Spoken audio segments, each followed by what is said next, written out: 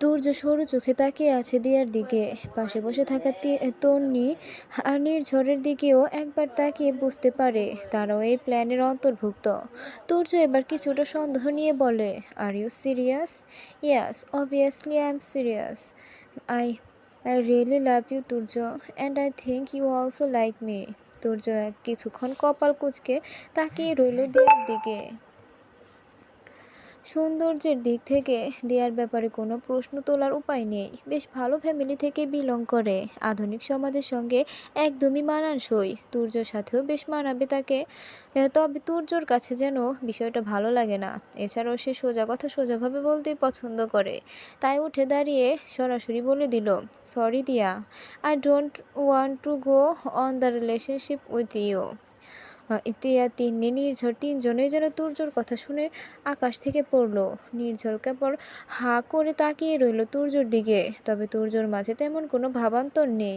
দিয়া সঙ্গে সঙ্গে উঠে দাঁড়ালো। তার চোখ টলটল করছে, যেন এক্ষুনি অশ্রু গড়িয়ে পড়বে। তুর্যর সামনে দাঁড়িয়ে অবাক হয়ে বলে, কেন Turjo, I am not beautiful? তুর্যর মুখে কিছুটা বিরক্তি ভাব ফুটিয়ে বলল, are you so much beautiful Diya, but I don't like your attitude, please excuse me. টেবিলের ওপরে রাখা গাড়ির চাবিটা হাতে নিয়ে রেস্টুরেন্ট থেকে বেরিয়ে আসে তুর্য। সঙ্গে নিজের শার্টের পকেটে ঝুলিয়ে রাখা সানগ্লাসটা পরে নেয়। একটা চুইংগাম মুখে দিয়ে চিবুতে চিবুতে গাড়িতে উঠে ড্রাইভ করতে শুরু করে তুর্য। তার মাঝে কোনো আহামরি ফিলিংস নেই। এই যে একটা মেয়েকে কয়েক মিনিট আগে রিজেক্ট করে আসলো, মেয়েটা নিশ্চয় এখন কেঁদে ভাসাচ্ছে। তবে এসবের কোনো ভাবান্তর তুর্যর মধ্যে লক্ষ্য করা যাচ্ছে না। দিয়াকে তুর্যের অপছন্দ, ব্যাপারটা ঠিক তেমন নয়। পছন্দ না হওয়ার কোনো কারণ নেই। তবে দিয়াকে তুর্য যতদিন ধরে দেখেছে তাকে বেশ গায়ে পড়া মনে হয়েছে। যদিও সে যথেষ্ট স্মার্ট, তবুও এমন গায়ে পড়া মেয়ে তুর্যের খুব একটা ভালো লাগে না। তাই তাকে রিজেক্ট করার জন্য দুবার ভাবতে হয়নি তুর্যকে। কিছুক্ষণ বাদেই তুর্যর ফোনটা বাজতে শুরু করে। পাশের সিটে রাখা ছিল ফোনটা।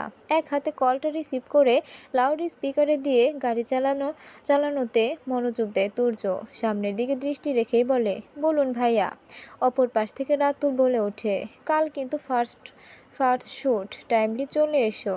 স্ক্রিপ্ট কি পাঠাতে হবে? দেখবে একবার? প্রয়োজন নেই, এসেই দেখে নিব। ওকে। আর তোমার বিপরীত কাস্টিংয়ে থাকছে? বলতে হবে না, যে থাকার থাকুক, I don't care about that. Okay then, রাখছি। কলটা কেটে দেয় রাতুল। নতুন এই নাটকে স্ক্রিপ্ট রাইটিংয়ে কাজ করছে সে। এর আগেও তুর্যের সঙ্গে দুটো কাজ করেছে সে, তাই তুর্যের সঙ্গে তার বেশ ভালোই আলাপ রয়েছে। রাতুল কল কাটার কয়েক মিনিট পরেই তন্নি কল করে তুর্যকে। তুর্য আবারও আগের মতো ফোনের লাউড স্পিকার অন করে রাখে। বল, তুই দিয়ার সঙ্গে এমন করলি কেন? গম্ভীর গলায় কথাটা বলে তন্নি। তুর্য আর খুব একটা পাত্তা না দিয়েই স্বাভাবিক কণ্ঠে বলে, কি করলাম আমি?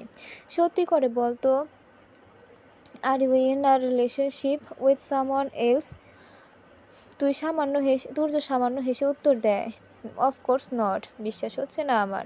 তুর্য লুকিয়ে কোনো কাজ করে না। তাহলে খামোখা মেয়েটাকে কাঁদালি কেন? তোর সাথে তো ভালোই মানাতো দিয়াকে। এত কষ্ট হলে নিজেই যা ওর সঙ্গে রিলেশনে। আমার মাথা খাচ্ছিস কেন? তুর্য। তন্নি রেগে গিয়ে বলে কথাটা। তুর্য বিরক্তিকর সুরে বলে, ইউ ইউ নো দ্যাট আমার অমন গায়ে পড়া মেয়ে পছন্দ না। শুধু শুধু কথা বাড়িচ্ছস কেন? বাপ, তোর যেমন মেয়ে পছন্দ অমন মেয়ে তুই এই জন্মে খুঁজে পাবি না। দেখাই যাবে। কই তোরা এখন? রেস্টুরেন্টেই আছি। দিয়া তো পারে না, এখানে সেন্সলেস হয়ে যায়। নির্ঝরকে সান্ত্বনা দেওয়ার মতো বহুত চেষ্টা করছে। শেষ কথাটা তন্নি কিছুটা মজা ছলে বলছে। তুর্য নিজেও তাতে হেসে দিয়েই বলে, গুড গুড, চালিয়ে যেতে বলো কে। বাই। তন্নি আর তুর্য সেম এজের, একই ব্যাচের স্টুডেন্ট। নির্ঝর ওদের চেয়ে 1 বছরের জুনিয়র, আর দিয়া 4 বছরের। তাই তন্নির সাথে তুর্যর ফ্রেন্ডশিপটা একটু বেশি সুন্দর। নির্ঝর আর দিয়াও আছে এর মধ্যে। তবে দিয়াকে ওরা জুনিয়র হিসেবে স্নেহ করে। দিয়া যদিও সেসব নিয়ে বেশি ভাবে না। তুর্য তার সঙ্গে ভালো ব্যবহার করলেই সে খুশি। তবে আজ যা হলো, সে শখ থেকে বের হতে না জানি মেয়েটার কতদিন লাগবে। আদতে বের হতে পারবে কিনা। এই রোদের মধ্যে বাহিরে থাকায় ঘেমে যাচ্ছে যাচ্ছে তাই অবস্থা। তাই বাসায় এসে আরও একবার গোসল করে নিল মৌরিন। তারপর নামাজ পড়ে এসে খেতে বসলো। মারুফাও তার জন্যই অপেক্ষা করছে। মৌরিন নামাজ শেষ করে এসে বসতেই মারুফা উৎসাহিত হয়ে বললেন, একটা ভালো খবর আছে রে মৌ। ওই যে 4 তলার ভাবি আছে না, তাকে আমি বলে রেখেছিলাম কোনো প্রাইভেট টিচার দরকার হলে জানাতে। আমায় সে এসে বলল ওনার যে ছোট মেয়েটা আছে নিহা, ক্লাস 3-তে পড়ে, ওর জন্যই নাকি টিচার খুঁজছে। আমি তোর কথা বললাম। তারপর আন্টি কি বলল? বলল তার মেয়েকে পাঠিয়ে দেবে পড়ার জন্য, বাসায় এসেই পড়ে যাবে। তোর কখন সময় হয় সেটা জানাতে বলল, আর ফিটাও জানাতে বলেছে। মরিন এসব হেসে বলে, ওইটুকু বাচ্চাকে পড়াবো, তা আবার প্রতিবেশী, টাকা কি করে নেই বলো তো? মারুফা উদাস হয়ে মরিনের পাশে বসে বলেন, আমাদের এখন যে অবস্থা, না নিয়েও তো উপায় নেই। তা অবশ্য ঠিক বলেছ তুমি। তাহলে আন্দাজ মতো কিছু একটা বলে দিও। আর বর্তমানে তো আমি সারাদিনই ফ্রি। ভার্সিটি ট্রান্সফার করাতে পারলে তারপর একটু প্রবলেম হবে। তার আগে তো কোনো কাজ নেই। সন্ধ্যার দিকে আসতে বলো ওকে। কিছুটা সময় পেরিয়ে যায়। খাওয়ার মাঝে রাতুলের কথা মনে পড়তেই মরিন মারুফার উদ্দেশ্যে বলে ওঠে, জানো মা, নতুন একটা কাজের খোঁজ পেয়েছি। কি কাজ? খুশি হয়ে কথাটা বলেন মারুফা। তবে মরিন সবটা খুলে বলার পর তার মুখটা একদম চুপসে যায়। কি হলো মা? তুমি আবার মন খারাপ করছো কেন? ছেলেটাকে কতটা চিনিস তুই? ওর কথায় বিশ্বাস করাটা কি ঠিক হচ্ছে? বিশ্বাস করাটা দোষের না মা, তবে অন্ধবিশ্বাস করাটা দোষের। বিশ্বাসের দাম কয়জন দেয়? মরিন স্মিথ হেসে উত্তরে বলে, তবে অবিশ্বাস করেও যে থাকা যায় না। বেঁচে থাকতে গেলে মানুষকে যে বিশ্বাস করতেই হবে। যদি কেউ সেই বিশ্বাসের দাম না দেয়, তবে সেটা ভাগ্যের লিখন। মারুফা মেয়ের দিকে অবাক চোখে তাকাতে সে চোখ নামিয়ে খাওয়ায় মনোনিবেশ করে। যেমন মেয়ের এমন ব্যবহারে, এমন কথায় বরাবরই স্তম্ভিত হন মারুফা। নিজেও চোখ নামিয়ে নিয়ে দীর্ঘশ্বাস ছেড়ে বলেন, তাহলে কাজটা করছিস? আর একটু ভাবি বরং, রাতে জানাবো ভাইয়াকে। খাওয়া শেষে গিয়ে বিছানায় গায়ে দিয়ে দেয় মরিন। একটু বিশ্রাম নেবে এখন, সঙ্গে ভাববে নিজের ভবিষ্যৎ সম্পর্কে। তারপর আসরের নামাজ পড়ে যাবে বাড়িওয়ালার বাসায়। আশা করা যায় এবার তার সঙ্গে কথা বলতে সক্ষম হবে। দুপুরের কাঠফাটা রোদ শেষে সন্ধ্যায় এসে একটু শীতল বাতাসের অস্তিত্ব খুঁজে পাওয়া গেল। খাওয়া শেষে বিশ্রাম নিতে শুয়েছিল মৌরিন। কখন যে চোখ লেগে গেছে তা নিজের খেয়াল নেই। মারুফাও আর ডেকে দেয়নি। মাগরিবের আজানের ধ্বনি কানে আসতেই ঘুম ভেঙে যায় মৌরিনের। অবাক হয় সে, এতক্ষণ ঘুমালো, আসরের নামাজটাও পড়া হলো না, বাড়িওয়ালার বাসায়ও যাওয়া হলো না। তবু একটু ঘুমিয়ে বরং ভালোই হয়েছে, শরীরটা হালকা লাগছে এখন। দ্রুত বিছানা থেকে নেমে ওযু করে নামাজটা পড়ে নিল মৌরিন। চুল আঁচড়ে নিয়ে ঘরের জানালার পাশে এসে দাঁড়ায় সে। বাতাসের বেগে পর্দাগুলো কয়েক হাত দূরে পর্যন্ত উড়ে চলে যাচ্ছে। বাতাস থামলে তারা আবারও পূর্বের জায়গায় ফিরে আসছে। চোখ বন্ধ করে কিছুক্ষণ এর জন্য সে শীতল বাতাস উপভোগ করল মৌরিন। জীবনটাকে তার এই বাতাসের সঙ্গেও তুলনা করতে ইচ্ছা হলো। কখনো কখনো এই শীতল বাতাসে শরীর কাটা দেয়। বাহিক সব কিছু ভুলে কেবল এই সময়টাকে উপভোগ করতে ইচ্ছে হয়। আবার কখনো সেই বাতাস একদমই থেমে যায়। রোদের মাঝে একটুখানি বাতাসের প্রয়োজন হলেও তার অস্তিত্ব খুঁজে পাওয়া যায় না। মরিনের জীবন বোধহয় এখন সেই দ্বিতীয় পর্যায়ে আছে। জীবনের গতিও একদমই থেমে গেছে। তবে সে মনে প্রাণে বিশ্বাস করে প্রকৃতির মতোই তার জীবনে আবারও শীতলতা আসবে। তার কাজ শুধু ধৈর্য ধরা আর জীবনটাকে সচল রাখার চেষ্টা করা। ইতিমধ্যে মারুফাও নামাজ শেষ করে হিজাব পরা অবস্থায় ঘরে এলেন। তার উপস্থিতি টের পেয়ে চোখ খুলল মৌরিন। শেষবারের মতো লম্বা নিঃশ্বাস নিয়ে ঘুরে দাঁড়ালো সে। বিছানার উপরে রাখা সুতির গোলাপি রঙের ওড়নাটা হাতে নিল। সুন্দর করে মাথায় ওড়নাটা টেনে নিজেকে আবৃত করে নিল। ড্রেসিং টেবিলের ওপর থেকে ফোনটা হাতে নিয়ে মারুফার সামনে এসে বলল, আমায় ডাকতে পারতে না মা? বলে এসেছিলাম বিকালে যাব কথা বলতে। কাকে বলে এসেছিস? বাড়িওয়ালা আঙ্কেলের ছেলে বোধহয়। থাক, দেরি যখন হয়ে গেছে তখন আর বেশি দেরি না করি। আমি গিয়ে বাড়িওয়ালা আঙ্কেলের সাথে কথা বলে আসি, কেমন? মারুফা চোখ ছোট করে বললেন, ওনার আবার ছেলেও আছে নাকি? কয়েক সেকেন্ড মায়ের মুখের দিকে তাকিয়ে রইল মৌরিন। সামান্য ঘাড় বাঁকিয়ে তাচ্ছিল্যের সুরে মৃদু হেসে মারুফার এক কাঁধে হাত রেখে বলে, খামোখা চিন্তা করো না মা, তোমার মেয়ে এত অপরূপা সুন্দরী নয় যে যে কেউ নজর দিয়ে দেবে। মৌরিনের এই কথাটা খুব অপছন্দ হলো না মারুফার। তিনি প্রতিবাদ রূপে বললেন, আমার মেয়ে আমার চোখে সবার থেকে সুন্দর। বুঝেছি, এখন যাই আমি, বেশিক্ষণ লাগবে না, ভাড়ার ব্যাপারে কথা বলেই চলে আসছি। মারুফা ছোট করে যা বলে মাথা নাড়ালেন। মৌরিন ওড়নাটা আরও একবার ঠিক করে বাসা থেকে বের হলো। গন্তব্য হলো বাড়িওয়ালার বাসা। কয়েক সেকেন্ডের মধ্যেই দোতলায় চলে এলো মৌরিন।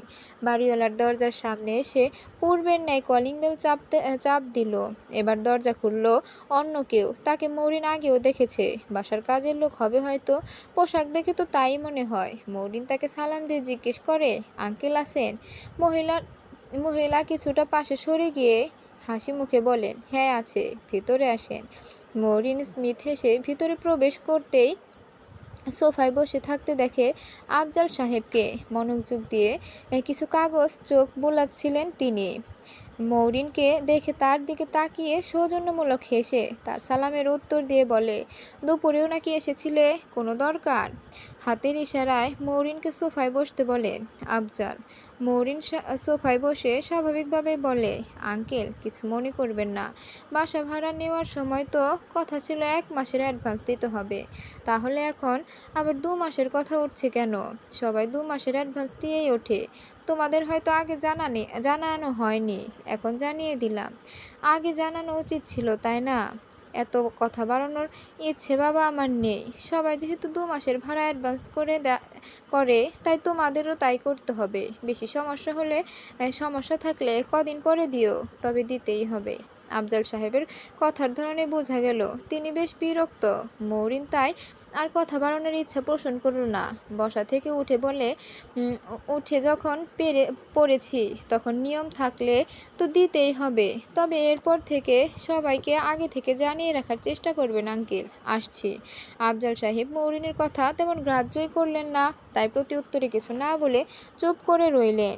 মৌরিন বাসা থেকে বেরিয়ে যাবে সেই মুহূর্তে তার দ্বিতীয়বার সাক্ষাৎ হয় আরাফ অর্থাৎ আফজাল সাহেবের ছেলের সঙ্গে।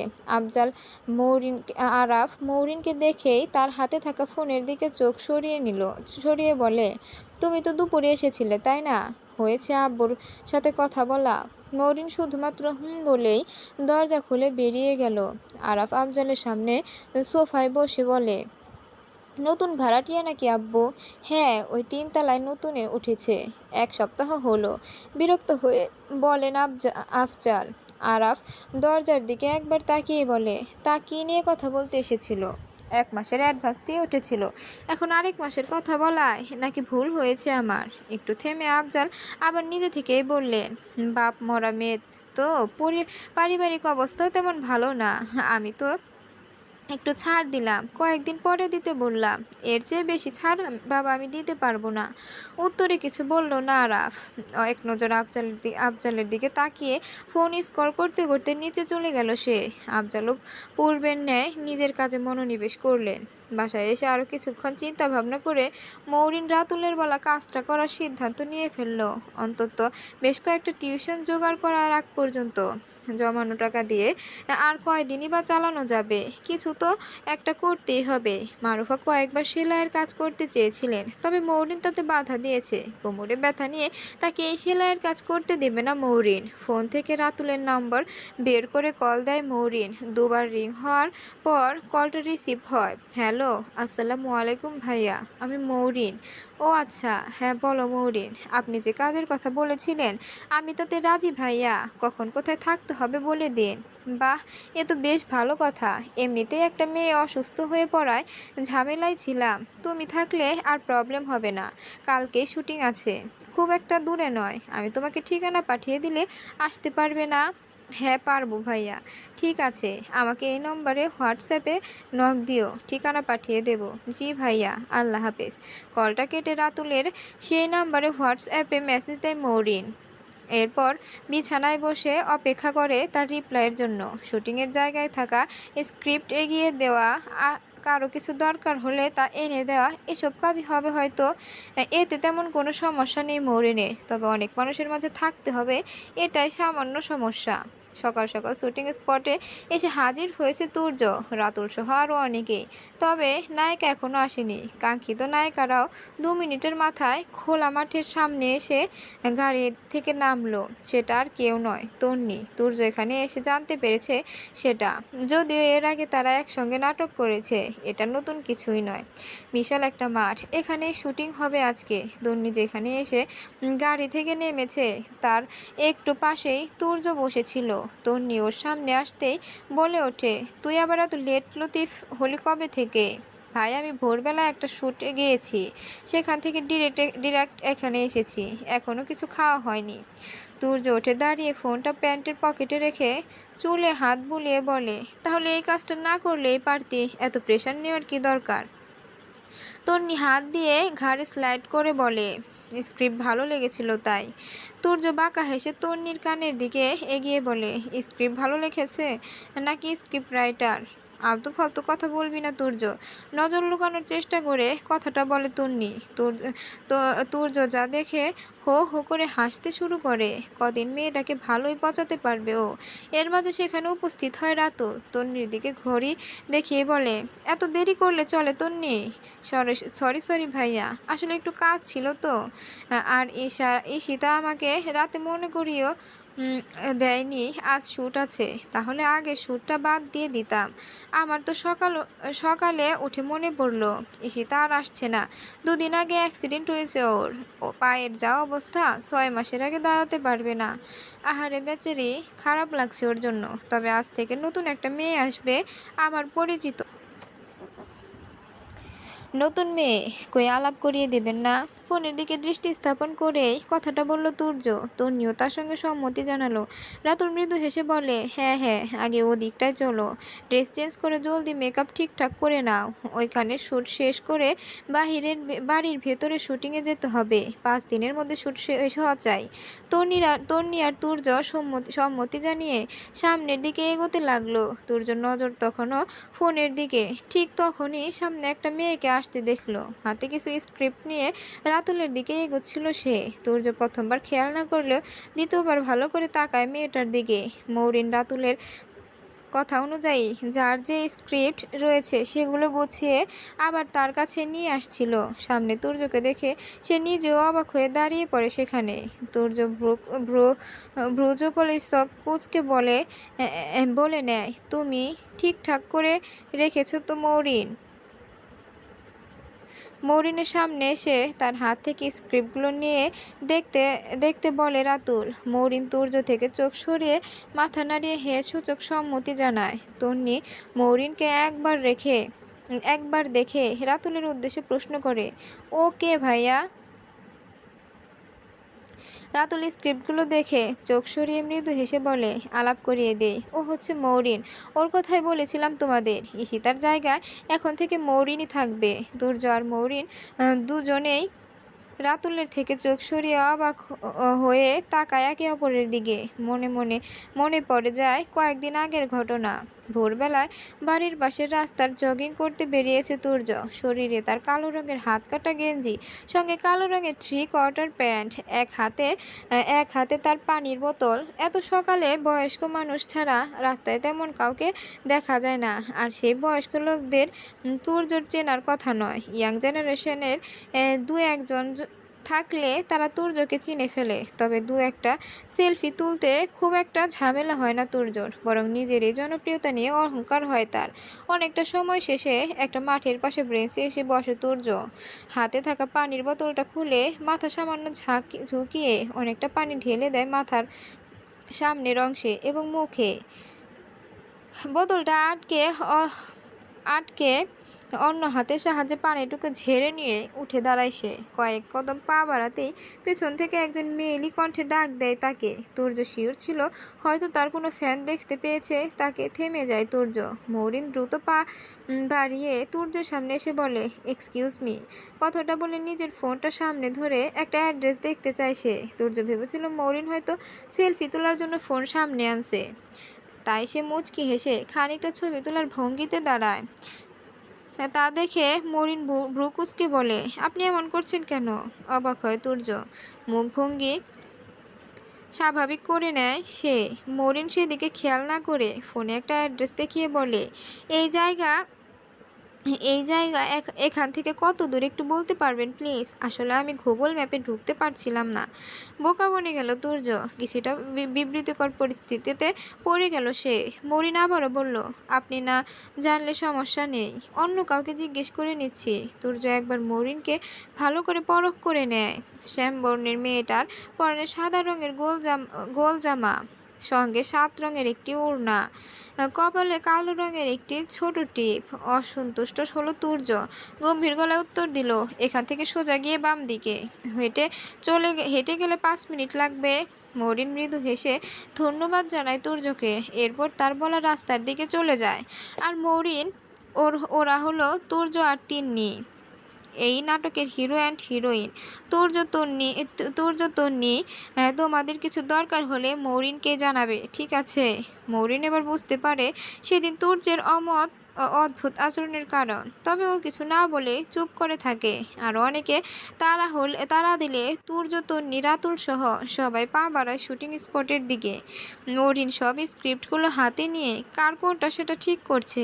সামনে মেকআপ আর্টিস্ট তন্নির মেকআপ ঠিক করছে, আরেকজন তুর্যর চুলগুলো সেট করছে। তুর্য ফোন হাতে নিয়ে স্ক্রল করে চলেছে। তন্নির স্ক্রিপ্টটা নিয়ে মৌরিন তন্নির কাছে এসে বলে, ম্যাম আপনার স্ক্রিপ্ট এটা। তন্নি সামান্য হেসে স্ক্রিপ্টটা হাতে নিয়ে বলে, আমায় কেউ ম্যাম বলে ডাকে না বুঝলে, আপু বলেই ডেকো, তাতেই হবে। আর তোমাকে মৌরি বলে ডাকবো কেমন? স্মিত হেসে সায় দিল মৌরিন। তন্নি তুর্যর দিকে তাকিয়ে আবারও বলে, ওকে যা খুশি ডেকো, ওটা তোমার ইচ্ছে। মৌরিন এবার পরের স্ক্রিপ্টটা নিয়ে তুর্যর সামনে গিয়ে বলল, এটা আপনার। এক নজর মৌরিনের দিকে তাকিয়ে স্ক্রিপ্টটা হাতে নিল তুর্য। নিজের ফোনটা সামনে রেখে স্ক্রিপ্টটা উল্টে পাল্টে দেখে নিজেই বলল, রাতুল ভাই যে কাদেরকে নিয়ে আসে কে জানে, এই সেক্টর সম্পর্কে যাদের কোনো ধারণা নেই।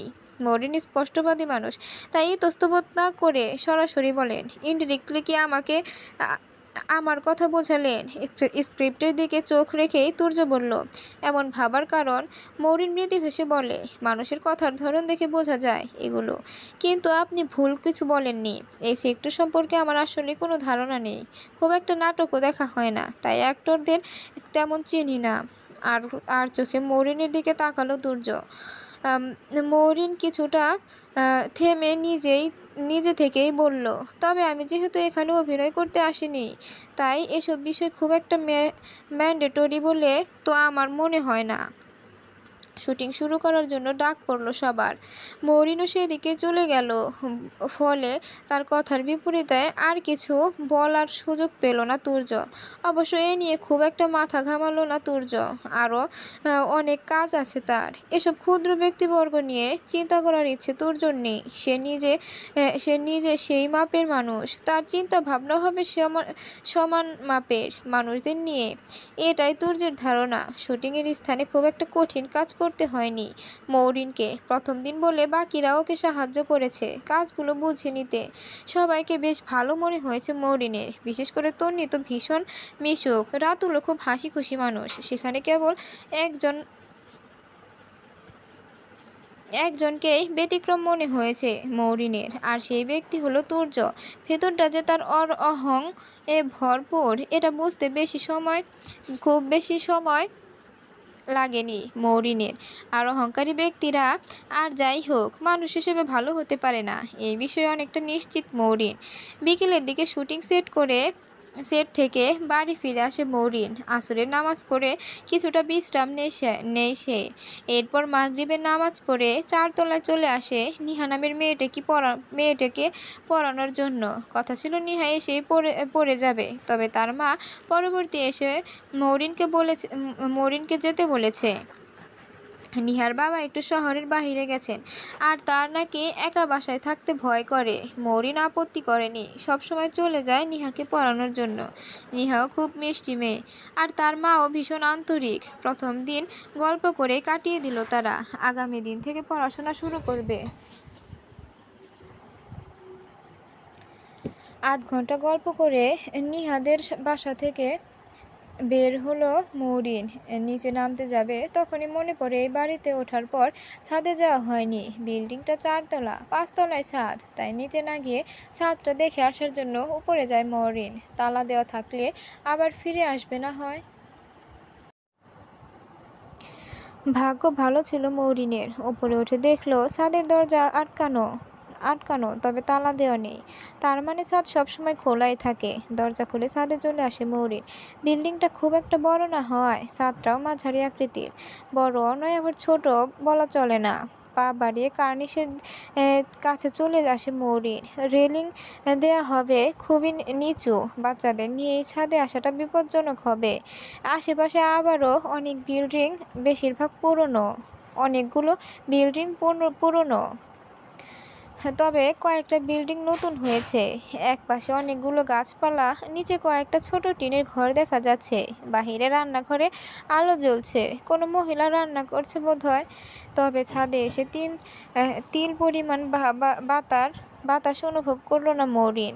গাছপালার একটাও পাতা যেন নড়ছে না। পাশের বিল্ডিংয়ের 5 তলার রান্নাঘর থেকে টুকটাক আওয়াজ আসছে। এছাড়া সবটাই নির্জন। শহরে তো মানুষ এত আগে ঘুমিয়ে যায় না, তাহলে আজ এত নীরব কেন সবকিছু? স্ট্রেচ। এই ছাদে ভালো লাগার মতো কিছুই খুঁজে পেল না মৌরিন। তবে খারাপও লাগছে না। এমন অন্ধকারে নিশ্চুপ হয়ে একা একা দাঁড়িয়ে থাকাটা খুব একটা মন্দ নয়। টিনের দরজাটা খোলার আওয়াজ পেয়ে পিছন ঘুরে তাকালো মৌরিন। আরাফ হাতে সিগারেট নিয়ে ফোনের দিকে দৃষ্টি রেখে ছাদে প্রবেশ করছে। অন্য কোনো মেয়ে হলে হয়তো চলে যেত ছাদ থেকে, তবে মৌরিন ভিন্ন। সে আরাফের থেকে দৃষ্টি সরিয়ে আবার আগের ন্যায় দাঁড়িয়ে রইল। আরও কিছুক্ষণ থাকতে ইচ্ছে করছে ছাদে। অন্য কাউকে দেখে নিজের ইচ্ছার বিরুদ্ধে কাজ করার মানসিকতা অনেক আগেই বিসর্জন দিয়েছে সে। অন্যদিকে ছাদে এসে মৌরিনকে দেখতে পেয়ে মনে মনে বেশ খুশি হলো আরাফ। মেঘনা চাইতে জল পাওয়া যাবে যাকে বলে। হাতে থাকা অর্ধেক সিগারেটটা নিচে ফেলে পা দিয়ে পিষে নিভিয়ে ফেললো আগুনটা। ফোনটা প্যান্টের পকেটে রেখে মৌরিনের থেকে কিছুটা দূরত্ব বজায় রেখে তার পাশে এসে দাঁড়ালো আরাফ। মৌরিন কখনো ভাবলে ভাবলেশীন নিজের মৌরিন তখনও ভাবলেশীন নিজের মতো তাকিয়ে আছে সামনের দিকে। কিছু সময় পর আরাফ নিজে থেকেই বলল, হাই আমি আরাফ। এক নজর আরাফের দিকে তাকিয়ে ছোট করে হুম বলে আবারও সামনের দিকে দৃষ্টিপাত করলো মৌরিন। ভালোই হলো এখানে দেখা হয়ে গেল তোমার সঙ্গে। ভালো হওয়ার কি আছে, কারণ তোমার সঙ্গে আমার কিছু কথা ছিল। আরাফের দিকে ঘুরে দাঁড়ায় মৌরিন। শান্ত কণ্ঠে বলে, আমাদের বাসায় কোনো মালামাল টানা হেঁচড়া করা হয় না। কোনো বাচ্চাও নেই যে শব্দ করবে, তাই অভিযোগ করার কোনো কারণ দেখছি না। আরাফ এসে বলে, অভিযোগ কেন করতে যাব? অন্য কোথাও তো থাকতে পারে। বাড়িওয়ালাদের অভিযোগ ব্যতীত অন্য কিছু তো বলতে দেখিনি কখনো। আবারও আগের অবস্থানে চলে গেল মৌরিন। আরাফ বুকে হাত গুজে তার দিকে তাকিয়ে বলে, খোঁজ নিয়ে জানলাম তোমার বাবা নেই। আর্থিক অবস্থাও নাকি খুব একটা ভালো যাচ্ছে না। তুমি চাইলে আমি তোমাকে হেল্প করতে পারি। কেমন হেল্প? এই যেমন ধরো, তোমাদের বাসা ভাড়া কমিয়ে দিতে পারি, 1 মাসের অ্যাডভান্স ভাড়াটা বাদ দিয়ে দিতে পারি, আর চাইলে আর্থিকভাবেও সাহায্য করতে পারি। আর তার বদলে you want to go to bed with me, right? আরাফের কথা সম্পূর্ণ না হতে তার দিকে তাকিয়ে কথাটা বলে মৌরিন। আরাফ সামান্য হেসে বলে, আগেই বুঝে গেলে? বেশ সোজাসুজি কথা বলো দেখছি। মৃদু হাসে মৌরিন। আরাফের দিকে ঘুরে মৃদু হেসে বলে, আমার জানা মতে চোরেরা ঘুরিয়ে পেঁচিয়ে কথা বলে, আর আমি কোনো চোর নই, তাই সোজাসুজি বললাম। বুঝেই গেছো যখন, তখন রাজিও হয়ে যাও। লাভ তো তোমারই। বেলা শেষে আপনার। আরাফ কপাল কুঁচকে নিল। মৌরিন বুকে হাত গুজে বলল, আপনার মা না আপনাকে নিয়ে অনেক গর্ব করে। এই তো 2 দিন আগে এসে আম্মুর সঙ্গে আপনার কত প্রশংসা করছিল। তার একদম হীরের টুকরা ছেলে। আপনার এই রূপটা জানে তো সে। কি বলতে চাইছো তুমি? এই রূপটা আপনার মা বাবাকে জানানো উচিত নয় কি? আরাফ বাঁকা হেসে বলে, কে তুমি? তোমার কথা বিশ্বাস করতে যাবে কেন তারা? ঠিকই বলেছেন। মুখের কথা একদমই বিশ্বাস করা উচিত নয়। কথাটা বলেই নিজের হাতে থাকা ফোনটা সামনে এনে রেকর্ডিং অফ করল মৌরিন। আরাফ অবাক হয়ে হাঁ করে তাকালো ফোনটার দিকে। আরাফকে পাশে এসে দাঁড়াতে দেখেই মৌরিন আন্দাজ করতে পেরেছিল এমন কিছু। তাই আগে থেকেই ফোনের রেকর্ডিং অন করে রেখেছিল। এটাও শুনলে তো বিশ্বাস করতে বাধ্য। শুকনো ঢোক গিলল আরাফ। মেয়েটাকে যতটা শান্তশিষ্ট ভেবেছিল তার ঠিক উল্টোটা মনে হচ্ছে এখন। ফোনটা হাতের মুঠোয় আবদ্ধ করে মুখভঙ্গি গম্ভীর করে নিল মৌরিন। নিজে থেকে আরাফের দিকে দু কদম এগিয়ে বলল, বাবা মায়ের চোখের সন্তানকে ছোট করতে খুব খারাপ লাগবে আমার, তবে দ্বিতীয়বার এই ধরনের প্রস্তাব আমার কানে এলে ওই খারাপ লাগাটা ভুলে যাব আমি। আর মৌরিন কিছু বলার সুযোগ পেল না। আরাফ তার আগেই মৌরিন নেমে গেল ছাদ থেকে। আরাফ এখনো আশ্চর্য নিয়ে সেদিকে তাকিয়ে আছে। মৌরিন এতটা চালাক, তাকে দেখে তা বোঝা যায় না। কলিং বেলের শব্দ পেতেই জলদি এসে দরজা খুলেন মারুফা। মৌরিন ভেতরে এসে কিছুক্ষণ তাকিয়ে রইল মারুফার দিকে। এরপর নজর পড়ল পাশের ছোট খাটটার দিকে। সেখানে বাবার ছবিটা পড়ে থাকতে দেখে দীর্ঘশ্বাস ছাড়ল মৌরিন। মারুফা মেয়ের থেকে নিজের নজর আড়াল করার চেষ্টা করছে, তবে তা সম্ভব হচ্ছে না। এগিয়ে এসে মাকে নিয়ে খাটে বসালো মৌরিন। বিছানায় থাকা ফটো ফ্রেমটা হাতে নিয়ে নিজের ওড়নার সাহায্যে মুছে নিল সেটা। এরপর মায়ের দিকে তাকিয়ে হতাশ কণ্ঠে বলল, তুমি আবার কান্নাকাটি করছিলে তো? কেন এত কাঁদো বলো তো? বেশি কষ্ট হলে তো আমার সাথে কথা বলতে পারো মা।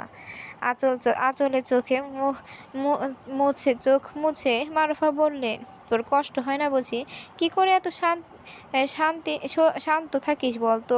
আমি আমার ভাগ্যকে মেনে নিতে পেরেছি মা, তাই হয়তো কষ্টগুলো একটু হলেও কমে যায়। কিন্তু তুমি তো এখনো মানতে পারছো না। মেয়ের মাথায় হাত বুলিয়ে দিলেন মারুফা। অসহায় সুরে বললেন, আমার যে তোর জন্য বেশি কষ্ট হয় মৌ। আমার ভাগ্য যা ছিল তা না হয় মেনে নিলাম, কিন্তু তুই কীভাবে মেনে নিচ্ছিস মা? তোর ভাগ্যটা তো এমন না হলেও পারতো। বিপরীত আর কিছু বলল না মৌরির। মারুফাকে আবার নিজের চোখ মুছে বললেন, তো তোর এই মনোবলই একদিন তোকে অনেক বড় জায়গায় নিয়ে যাবে মৌ। মিলিয়ে নিস আমার কথা। তার সঙ্গে জীবনে এমন একজন। মারুফাকে তার কথা সম্পূর্ণ করার সুযোগ দিল না মৌরিন। নিচের দিকে দৃষ্টি রেখেই বলল, চাই না তো? বিশ্বাস করো, কাউকে চাই না আমার। আমি কেবলমাত্র আমাকে চাই। নিজের মাঝে আমি নিজেকে খুঁজে পেতে চাই, অন্য কাউকে নয়। নিজের মতো বাঁচতে চাই। সঙ্গে চাই এক ফালি সুখ। গম্ভীর গাম্ভীর্যতা থেকে বেরিয়ে আসার জন্য কিছুটা থামল মৌরিন। মারুফার দুগালে হাত রেখে মুচকি হেসে বলল, সঙ্গে তুমি তো আছোই। দেখো, আমরা তো এখনো ভালোই আছি। কত মানুষের কত করুণ অবস্থা, আমরা তো দিব্যি আছি সেখানে। একটু অভাব আছে ঠিকই, তবে সেটা কোনো বিষয় নয়। মারুফা বুঝতে পারলেন মৌরিন নিজেকে এবং তাকে উভয়কেই শান্ত করার চেষ্টা করছে। সেই চেষ্টা বিফলে যেতে দিলেন না মারুফা। নিজেও মৃদু হেসে মাথা নাড়ালেন। মৌরিন এবার মারুফাকে জড়িয়ে ধরে বলল, টাকা দিয়ে সুখ কেনা যায় না মা। তোমার মেয়ে তোমায় কখনো আফসোস করতে দেবে না। কাউকে লাগবে না আমাদের। আমরা মা মেয়ে মিলেই সুখে থাকবো, ভীষণ সুখে থাকবো।